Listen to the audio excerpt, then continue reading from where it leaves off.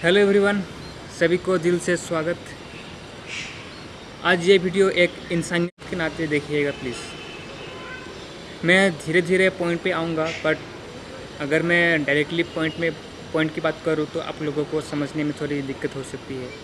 तो मैं कुछ बातों से स्टार्ट करता हूँ। ओके, आप सभी को ये मालूम है कि मैं पिछले साल यानी कि 2019 31 जुलाई को मुंबई के लिए मैं रवाना हुआ था। मेरा जो ड्रीम है उसे पूरा करने के लिए मैं निकल गया था। तो जिस दिन मेरा ट्रेन था यानी 31 जुलाई 2019, तो मुझे स्टेशन छोड़ने के लिए मेरे कुछ दोस्त आने वाले थे। तो कुछ रीज़न के कारण वो लोग आ नहीं पाए। गाड़ी भी था, इसलिए उसकी गाड़ी में आ गया था मैं। उसका नाम है राजत डेका। एंड मैं उससे अच्छी तरीके से मतलब अलविदा भी नहीं कर पाया, क्योंकि मैं बहुत जल्दी में था। क्योंकि फ़र्स्ट टाइम मेरे जो ट्रैवल है लॉन्ग जर्नी जो है वो मेरा पहला था। और मैं इस लॉन्ग जर्नी में मैं अकेला था, इसलिए थोड़ा डर भी लग रहा था, थोड़ा पैनिक भी था, थोड़ा मतलब दोस्तों से बिछड़ना ये दुखी था। और अपने ड्रीम को पूरा करने के लिए जो निकल पड़ा था उसके लिए भी मैं खुशी था। मतलब उस वक्त मैं क्या करूँ क्या नहीं करूँ। ड्रीम था कि मैं मुंबई पे एक बड़े इंस्टीट्यूट पे एडमिशन लूँ और पढ़ाई करूँ। तो कुछ महीनों बाद मेरा एडमिशन हो गया। वैसे ये मुंबई बहुत ही खूबसूरत है। ये एक माया नगरी, लोग इसे सपनों की शहर भी कहते हैं। यहाँ जो भी आएगा उसका सपना पूरा होके ही रहेगा। बस कुछ साल, कुछ महीनों, कुछ पल की इंतज़ार करो। तो अभी हम पॉइंट पे आने ही वाले हैं, बस थोड़ा सा और इंतज़ार करो। तो इसी तरह कुछ महीने बीत गया और एक दिन रात को यूट्यूब पे वीडियो आया और उस इंसान का नाम था राहुल डेका। आप सभी को मालूम है, जो लोग आसाम से यानी गोडेसर से देख रहे हैं वीडियो, उस वीडियो में क्या क्या बात हुई थी। दरअसल जिन लोग मालूम नहीं है तो मैं बता देता हूँ कि उस वीडियो पे मेरे बारे में भला बुरा मेरी नेगेटिविटी फैलाई गई थी, वो भी लाइव यूट्यूब पे लाइव आके, समझ गए। और उसी रात को 11 या 12 बजे की बात है, मेरे दोस्तों का कॉल आया कि ये सब क्या है। और उस समय मैं पूरा डिप्रेशन में चला गया था, पूरा टेंशन में था, क्या करूँ क्या नहीं करूँ। मतलब मैं पूरा सेंसलेस हो गया था। तो उसी रात को 12 बजे एक और कॉल आया मेरे दोस्त का, और वो मुझे समझाने की कोशिश किया कि देख, तू गुस्से में आके कुछ ऐसा वैसा हरकत मत कर लेना, कि ऐसा कोई कदम मत उठाना कि तेरी वजह से तेरी फैमिली को प्रॉब्लम हो सके। तो मैं अपने आप को काबू में लाया और उसी दिन से आज तक मेरे जितने भी करीबी दोस्त हैं मुझे फ़ोन करते हैं और सोशल मीडिया के प्लेटफॉर्म पे मुझसे बातें भी करते हैं।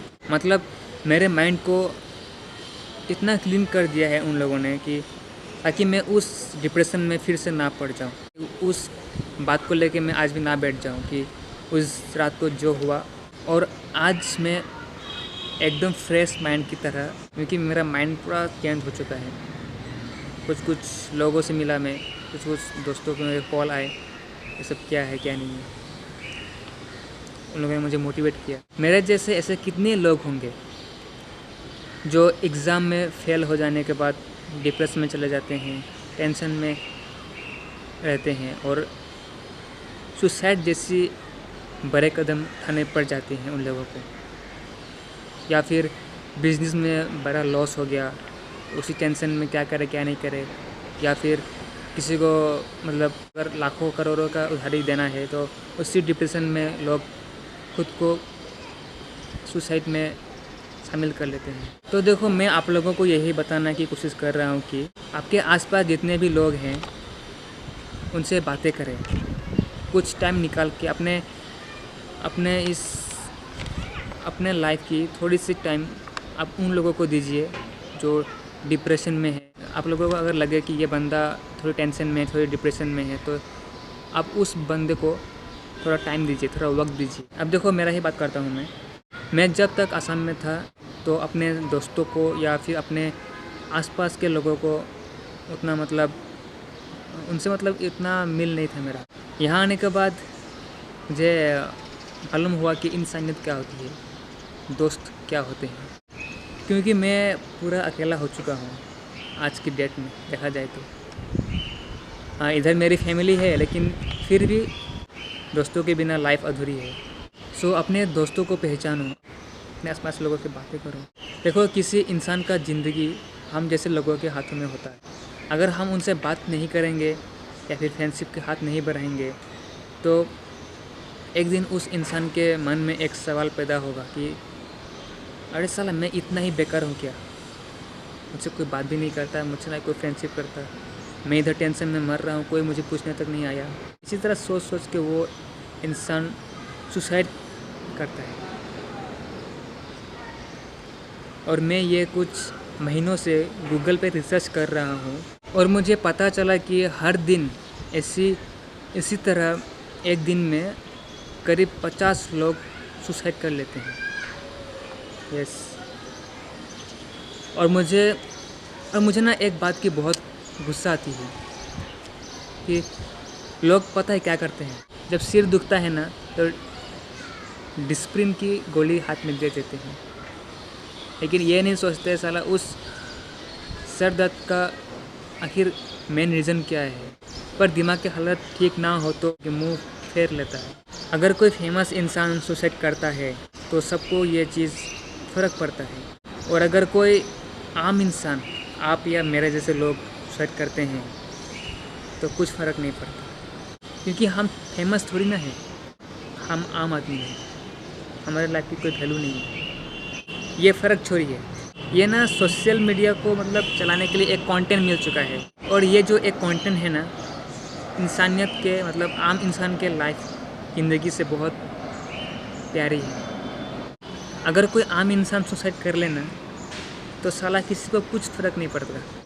और ये सब मालूम है कब बदलेगा? नहीं बदलेगा जब आप और मैं, यानी हम जैसे लोग और आप जैसे लोग, हम सब मिल के उन डिप्रेशन में जाने वाले लोगों को मदद करें, उनसे बातें करें, उनसे फ्रेंडशिप के हाथ आगे बढ़ाएं, तो ये कुछ हो सकता है।